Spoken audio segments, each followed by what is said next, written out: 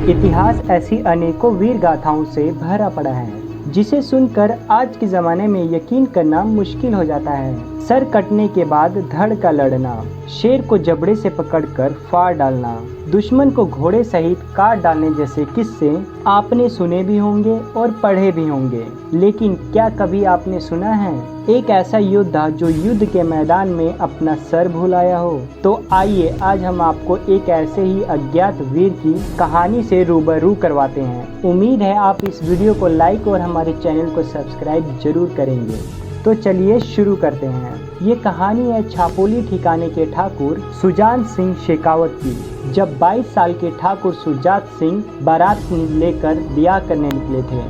दुल्हन की मांग भरी, फेरे हुए, कुल देवी को प्रणाम किया और फिर अपनी नई नवेली दुल्हन के साथ अपनी रियासत की तरफ विदा हुए ही थे कि तभी एक संदेश वाहक आया और सुजात सिंह से बोला, कुल में है तो जान सुजान, फौज देवरे आई रे। 22 वर्ष के सुजान कुछ समझे नहीं और अपने सरदारों की ओर देखा। किसकी फौज किस मंदिर पर आई? सरदारों ने कहा, हुकुम दाराब खान के नेतृत्व में औरंगजेब की फौज ने खंडेला गांव के बाहर डेरा जमा दिया है। सुबह की आरती से पहले वे नगर के सबसे बड़े कृष्ण मंदिर को तोड़ देगी। साथ में 100 गायों को मारने की मुनादी कर चुके हैं। पूरा गांव खाली हो चुका है और ये दूत चाहता है कि आप युद्ध में जाकर लड़ें। पर बारात में आए बड़े बुजुर्गों ने इस बात को अनसुना कर बारात को आगे बढ़ा दिया कि तभी संदेश वाहक ने पीछे से कहा, अरे अब वीर शेखा जी की धरती पर राजपूत बचे ही कहाँ हैं? यह बात सुनकर राजपूतों के कदम रुक गए। ठाकुर सुजान सिंह ने अपने घोड़े को घुमाया और खंडेला की तरफ निकल पड़े। उनके पीछे पीछे तमाम राजपूत अपनी तलवारों को निकालकर युद्ध भूमि की तरफ निकल पड़े। सभी राजपूत खंडेला गांव के मोहन देव के मंदिर पर जाकर रुके।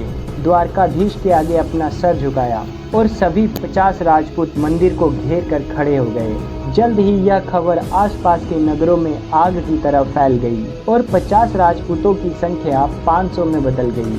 सुजान सिंह ने दूर आकाश में उड़ती धूल देखी तो समझ गए कि असुरों की सेना आ पहुंची। सभी राजपूतों ने तलवारें कस ली। मुगल सेनापति हजारों की फौज के साथ मोहन देव जी के मंदिर के सामने आकर रुक गया। मुगल सेनापति ने ठाकुर सुजान सिंह से कहा, तेरे सामने सिपह सलार की 30,000 सेना खड़ी है। हम युद्ध की राह पर नहीं हैं, हम भूतों की शिकस्ती पर हैं। यदि तुम हमें इस मंदिर का सिर्फ एक कोना तोड़ने दो तो हम आगे निकल जाएंगे। जिस पर सुजान सिंह ने कहा, कोना तोड़ना तो दूर की बात, मैं मलेच्छों को मंदिर को छूने तक नहीं दूंगा।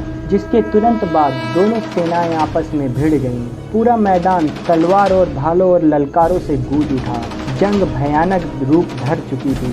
धरती रक्त से लाल हो चुकी थी। तभी मैदान में हर हर महादेव की करारी आवाज गूंजी। सभी की नजरें वहीं के वहीं थम गई क्योंकि ठाकुर सुजान सिंह ने मुगल सेनापति दादाब खान का सर धड़ से अलग कर दिया था। यह दृश्य देख मुगल सेना में भगदड़ मच गई। इस समय तक सभी 500 राजपूत हजारों शत्रुओं को सुलाकर वीर गति पा चुके थे, पर ठाकुर सुजान सिंह की तलवार अभी भी मुगलों पर कहर बरसा रही थी।